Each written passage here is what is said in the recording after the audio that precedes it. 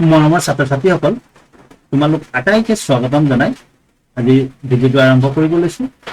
আজি আমি আলোচনা কৰিম দ্বিতীয় শ্ৰেণীৰ গণিত বিষয়ৰ চতুৰ্থটো পাঠ ৫১ৰ পৰা ৯৯ লৈ সংখ্যা জ্ঞান। ৫১ৰ পৰা ৯৯ লৈ সংখ্যা জ্ঞান এই পাঠটো তোমালোকৰ কিতাপত পৃষ্ঠা নং ৩৬ৰ পৰা ৫১ লৈকে আছে। তোমালোকে পাঠটো উলিয়াই লোৱা আৰু ভিডিঅ'টো চাই তাত থকা প্ৰশ্নবিলাক কৰি যাবলৈ চেষ্টা কৰিবা।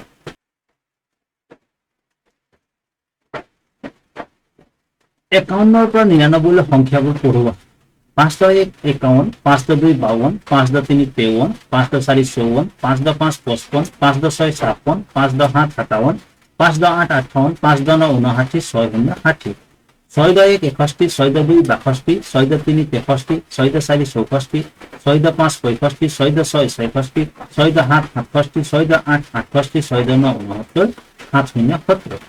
৭-১ ৭১, ৭-২ ৬২, ৭-৩ ৭৩, ৭-৪ ৭৪, ৭-৫ ৭৫, ৭-৬ ৭৭, ৭-৭ ৭৭, ৭-৮ ৭৮, ৭-৯ ৭৯, ৮-০ ৮০, ৮-১ ৮১, ৮-২ ৮২, ৮-৩ ৮৩, ৮-৪ ৮৪, ৮-৫ ৮৫, ৮-৬ ৮৬, ৮-৭ ৮৭, ৮-৮ ৮৮, ৮-৯ ৮৯, ৯-০ ৯০, ৯-১ ৯১, ৯-২ ৯২, ৯-৩ ৯৩, ৯-৪ ৯৪, ৯-৫ ৯৫, ৯-৬ ৯৬, ৯-৭ ৯৭, ৯-৮ ৯৮, ৯-৯ ৯৯। ৫১ৰ পৰা ৯৯ লৈ সংখ্যাবোৰ লিখোৱা। তোমালোকে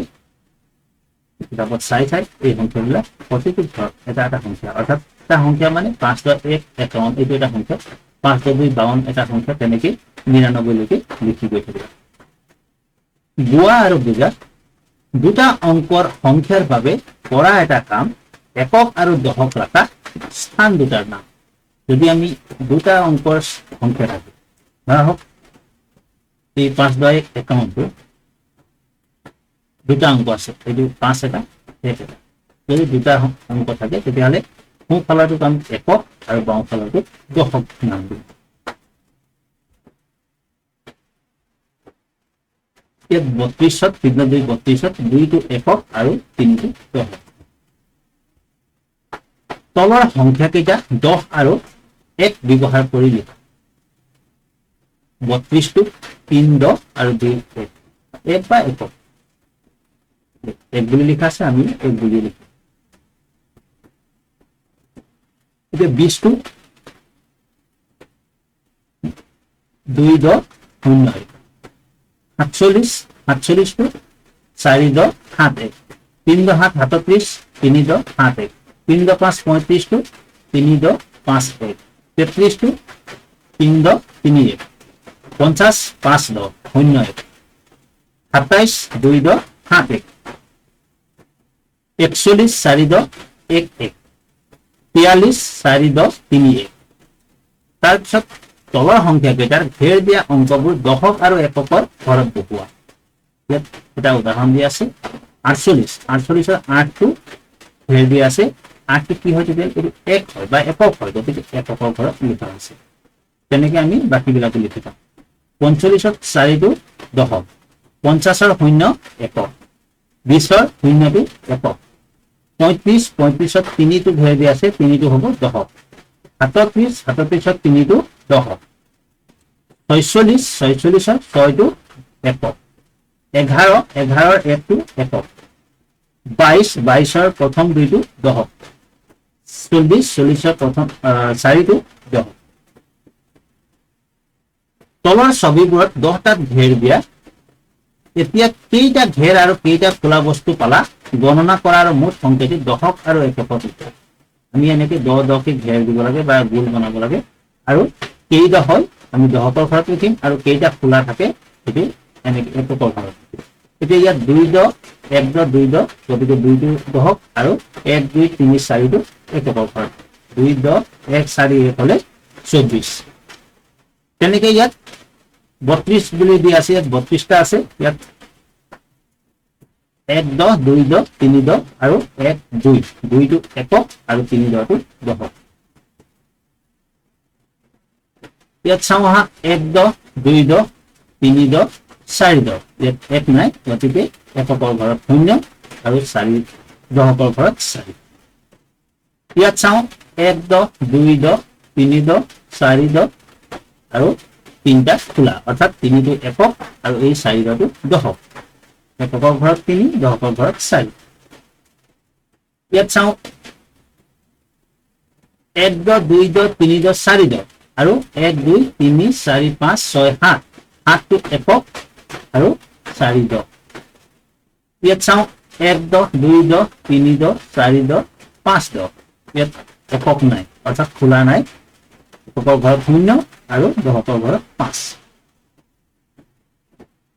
মণিহলাৰ মণি চাই সংখ্যাৰ স্থানীয় মান লিখোৱা ইয়াত দহকৰ ঘৰত 5টা আৰু এককৰ ঘৰত 6টা 5 10 6 সংখ্যাটোৰ 6 অংকটো এককৰ ঘৰত আছে সেই ইয়াৰ স্থানীয় মান 6 একক তেনেধৰণে 5 অংকটো দহকৰ ঘৰত আছে সেই ইয়াৰ স্থানীয় মান হ'ব 5 10 বা 50 তেতিয়াহ'লে 6 এর স্থানীয় মান কিমান 6 একক আৰু 5 ৰ স্থানীয় মান 5 10 বা 50 তেনেকৈ ইয়াত 34ত 4 এককৰ ঘৰত থকা 4টোৰ স্থানীয় মান হ'ব 4 একক আৰু 3 দহকৰ ঘৰত থকা 3 স্থানীয় মান হ'ব 3 10 বা 30 তেনেকৈ ইয়াত দেখিলো 45 4 10 5 একক গতিকে 5 ৰ স্থানীয় মান 5 একক আৰু 4 স্থানীয় মান 4 10 বা 40 ইয়াত 60 6 10 0 একক গতিকে ইয়াত 0 স্থানীয় মান 0 একক আৰু 6 স্থানীয় মান 6 10 বা 60 তাৰ তলৰটো 5 10 1 51 এককৰ ঘৰত 1 গতিকে 1 ৰ স্থানীয় মান 1 একক আৰু 5 ৰ স্থানীয় মান 5 10 বা 50 মণিহলাৰ মণি সংখ্যা চাই সংখ্যাবোৰ লিখোৱা 51 ৰ পৰা 60 লৈকে আছে 5 10 1 5 10 1 আমি আগতে কৈছিলো সোঁফালে থকাটো একক আৰু বাওঁফালে থকাটো দহক গতিকে 5 10 আৰু এইটো 1 এতিয়া ইয়াত তলৰটো হ'ব 5 10 2 1 হলে 52 5 10 3 1 53 5 10 6 1 56 5 10 7 1 57 5 10 8 1 58 ইয়াত 5 10 4 1 হলে 54 5 10 5 1 55 5 10 9 1 5 10 9 59 6 10 0 1 হলে 60 মণিহলাৰ মণি গণি চাই সংখ্যা লিখা ইয়াত দহক এককত 1 দহকত 5 5 10 1 51 ইয়াত 5 10 3 হলে 53 ইয়াত আছে 5 10 6 5 10 6 হলে 56 ইয়াত আছে 1 2 3 4 5 6 7 5 10 7 5 10 7 57 ইয়াত আছে 1 2 3 4 5 6 7 8 ইয়াত আছে 5 10 8 5 10 8 হলে 58 ইয়াত আছে 6 10 আৰু 6 10 মানে 60 সংখ্যা বহলাই লিখোৱা সংখ্যাটো কেনেকৈ বহলাই লিখে 5 10 3 53 টো 5 10 3 বুলি লিখিম 53 টো 5 10 3 এটো 52 52 টোক আমি 5 10 2 54 টো 5 10 4 ইয়াত 58 58 টো 5 10 8 59 টো 5 10 9 60 6 10 সংখ্যাত লিখা ইয়াৰ উল্টাটো এতিয়া 5 10 1 টো ইয়াত 51 বুলি লিখিছে 5 10 2 হলে 52 5 10 3 53 5 10 4 54 5 10 5 55 5 10 6 56 5 10 7 57 5 10 8 58 5 10 9 59 6 10 হলে 60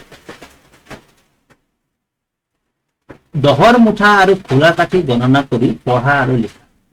দহৰ কাঠি মানে এই এক মুঠাত 10টা আছে প্ৰত্যেকটো মুঠাত 10টা আছে ইয়াত 10টা ইয়াত 10টা ইয়াত 10টা ইয়াত 10টা ইয়াত 10টা ইয়াত 10টা এটা 6 10 6 10 মানে 60 আৰু 1 60 আৰু 1 হলে 61 বা 6 10 1 61 আমি 6 10 1 61 6 10 62 এনেকৈ নেগাটো পঢ়িছো ইয়াত কিন্তু 6 10 1 1 বুলি আছে তোমালোকে এই পাছত লিখা 1 টুক লৈ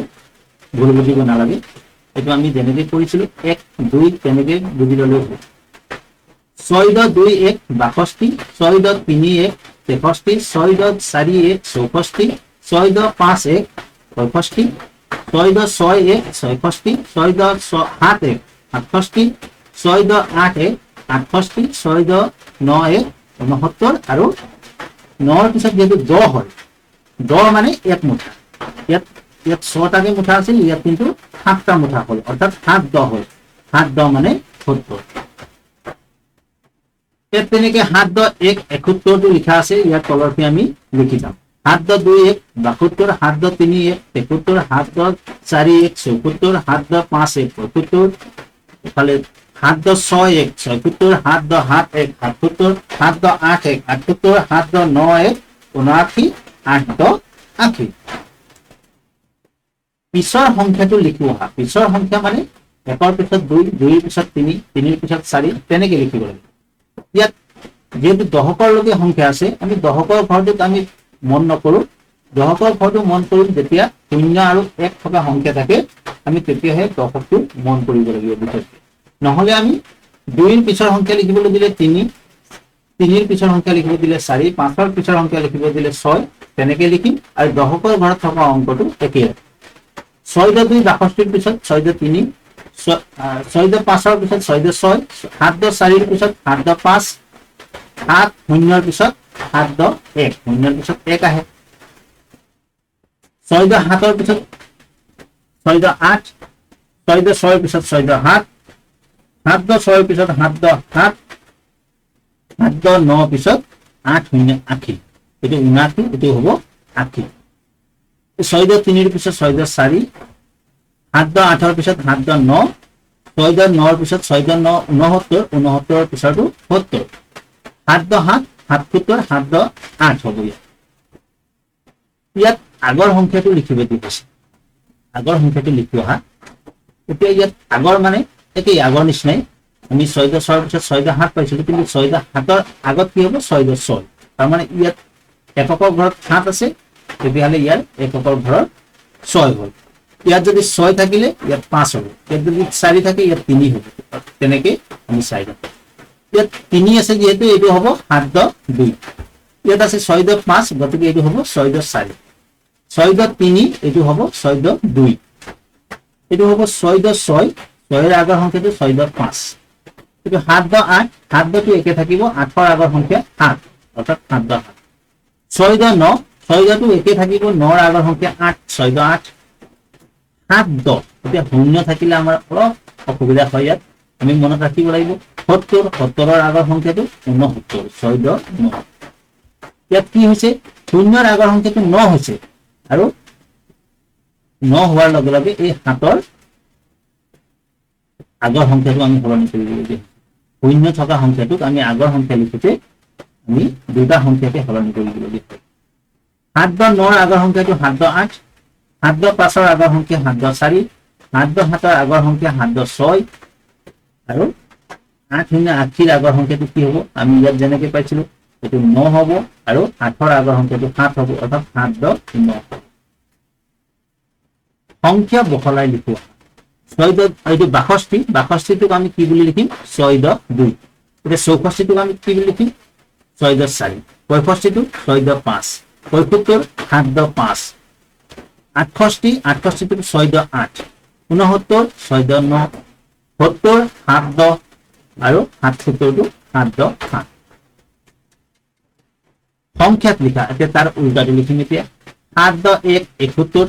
7 দ 2 72, 7 দ 3 73, 7 দ 4 74, তোমালোকে ক্ৰমে ক্ৰমে তলৰ ঘৰটো চাই যাবা। 7 দ 5 75, 7 দ 6 76, 7 দ 7 77, 7 দ 8 78, 7 দ 9 79, আৰু 8 দ মানে 80। ইয়াত আগতে আমি মণিহলত যেনেকে চাইছিলো তেনেকে চাম। 8 দ 1 1, এইফালে থকাটো একক আৰু এইফালে থকাটো দশক। 8 দ 1 81, ইয়াত লিখাই আছে। 8 দ 2 হলে 82, 8 দ 3 83, 8 দ 4 84, 8 দ 5 85, এইটো 8 দ 6 86, 8 দ 7 87, 8 দ 8 88, 8 দ 9 89, আৰু 9 10 মানে 9 10 0 1 মানে 90 আমি 8 10 6 বুলি কৈছো একটো আমি উচ্চাৰণ কৰা নাই আমি পঢ়োতে যেহেতু তেনেকৈ কৰিছো সেইকাৰণে মই মাঝে মাঝে এনেকে 8 10 6 বুলি পঢ়িছো 8 10 7 বুলি পঢ়িছো একটো উচ্চাৰণ কৰা নাই কিন্তু লিখা আছে ইয়াত তেনেকে 9 10 1 91 টো লিখা আছে 9 10 2 92 9 10 3 93 9 10 4 94 9 10 5 1 95 9 10 6 1 96 9 10 7 1 97 9 10 8 1 98 9 10 9 99 ইয়াত খালি ঘৰবিলাকত যি সংখ্যা লিখা আছে 51 এইটো 51 টো আখৰেৰে আকৌ এবাৰ লিখি দিছে 52 টো আকৌ এবাৰ নিজে 52 বুলি লিখিব লাগিব 53 কেনেকৈ আমি লিখি ৰাখিব লাগিব ইয়াতো আমি সেই একে ধৰণে লিখিম 99 লিখিম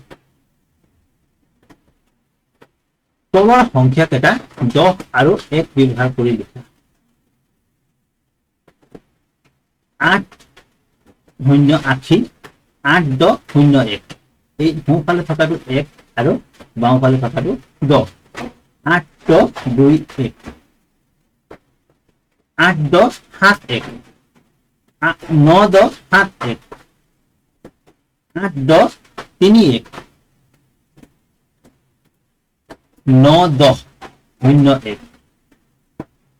8 10 6 1 9 10 1 1 9 10 4 1 9 10 9 এনেকৈ আমি লিখিব লাগিব তলৰ সংখ্যাকেইটাৰ ঘেৰ দিয়া অংকবোৰ দশক আৰু একৰ ঘৰত পঢ়োৱা আমি আগতে এইটো কৰিছোৱেই ইয়াত 8 10 8 88 8 ঘেৰ দিয়া আছে সেইকাৰণে 8ৰ স্থানীয় মান হ'ব 8 একক তেনেকৈ ইয়াত 9 10 5 95 9 ঘেৰ দিয়া আছে গতিকে 9ৰ স্থানীয় মান 9 টো দশকৰ ঘৰত লিখিব লাগিব ইয়াত 7 টোত ঘেৰ দিয়া আছে ইয়াৰ স্থানীয় মান হ'ব একক 7 একক তাৰপিছত 3 টোত ঘেৰ দিয়া আছে ইয়াৰ স্থানীয় মান 3 একক ইয়াৰ স্থানীয় মান 8ৰ স্থানীয় মান 8 দশক 9ৰ স্থানীয় মান 9 দশক 6ৰ স্থানীয় মান 6 দশক 8ৰ স্থানীয় মান 8ৰ নহয় এইটো 1ৰ স্থানীয় মান 1 একক 9ৰ স্থানীয় মান 9 দশক 8ৰ স্থানীয় মান 8 দশক এনেকৈ আমি সংখ্যাবিলাক লিখি যাব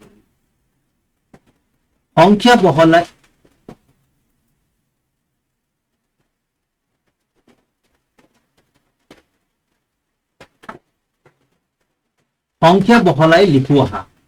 ইয়াত 8.3 আমি বহলাই আগতে লিখিছো আকৌ এবাৰ লিখিম ইয়াত 8.3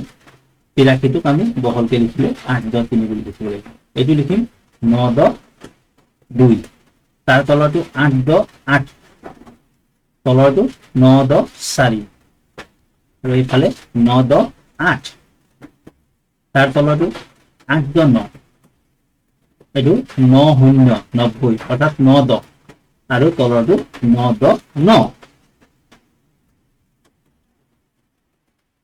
99 লগত 1 যোগ কৰিলে কিমান হ'ব চাওঁ বুজোৱা 9 10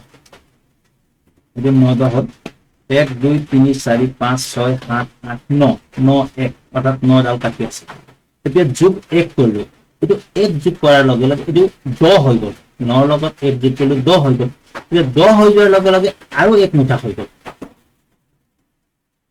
এইটো 9 মুঠা আছিল ইয়াত 10 মুঠা হৈ গ'ল আৰু 10 মুঠা হৈ যোৱাৰ লগে লগে 10 10 হ'ল এইটো 9 10 আছিল আৰু 1 10 লগ লাগি 10 10 হ'ল অৰ্থাৎ 10 10 মানে 1 0 10 আৰু তাৰ লগত 0 এটা লগ লাগি 10 10 বা 100 হ'ল 9 ডাল খোলা কাঠিৰ লগত এডাল খোলা কাঠি যোগ কৰিলে 10 ডাল কাঠি অৰ্থাৎ 10ৰ এটা মুঠা পাম এতিয়া 1 মুঠা পালে আৰু এতিয়া কি হ'ল এইটো 9 10 আছিল আৰু 1 10 হৈ গ'ল মুঠতে 10 10 10 10কে 100 বুলি কোৱা হয় ইয়াক আখৰেৰে a তালবীয় খ 100 লিখা আৰু সংখ্যাৰে 1 0 0 একৰ পিছত দুটা শূন্য দিলে 100 আৰু আখৰেৰে লিখিলে a তালবীয় আমাৰ দৈনন্দিন জীৱনত 100ৰ ব্যৱহাৰ আমি 100টো ক'ত ব্যৱহাৰ কৰোঁ 100টো আমি ক'ত ব্যৱহাৰ কৰোঁ এটি 100 টকীয়া নোট এটি ক্ৰিকেট খেলত 100 ৰান পেট্ৰল পাম্পত 100 টকাৰ তেল ভৰালো 10 টকাৰ নোট আৰু 1 টকাৰ মুদ্ৰা চাই মুঠ ধন কিমান আছিল এতিয়া 10 টকাৰ মুদ্ৰা আমি চাম 1 2 3 4 5 10 5টা 10 টকীয়া হলে 50 টকা হল 50 টকা আৰু 1 2 3 4 5 6 7 8 8 5 8 58 টকা হল 50 টকা আৰু 8 টকা 58 টকা ইয়াত 1 10 2 10 3 10 4 10 5 10 6 10 7 10 7 10 মানে 70 টকা আৰু 1 2 3 4 4 টকা 70 টকা আৰু 4 টকা 74 টকা ইয়াত 1 10 2 10 3 10 4 10 5 10 6 10 7 10 8 10 8 10 মানে 80 টকা ইয়াত আছে 1 10 2 10 3 10 4 10 5 10 6 10 6 10 মানে 60 টকা আৰু 1 2 3 4 5 6 6 টকা 60 টকা আৰু 6 টকা 66 টকা ইয়াত চাও 1 2 3 4 5 10 মানে 50 টকা আৰু 1 50 টকা আৰু 1 টকা 51 টকা ইয়াত 1 10 2 10 3 10 4 10 5 10 6 10 আৰু 1 2 3 6 10 মানে 60 টকা আৰু 3 টকা 60 টকা 3 টকা 63 টকা ইয়াত তেনেকে চালো 1 10 2 10 3 10 4 10 5 10 6 10 7 10 7 10 মানে 70 টকা 1 2 3 4 5 6 7 8 9 9 টকা 70 টকা আৰু 9 টকা 89 টকা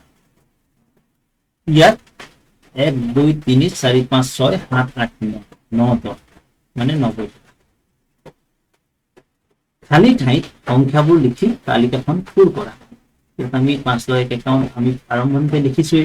আকৌ এবাৰ শেষত এই খালি ঘৰবিলাকত লিখি যাম য'ত সংখ্যাটো আগত লিখা আছে তাত লিখিব নালাগে তাৰ পিছৰটো তাৰ আগৰটো তেনেকে লিখি যাব লাগিব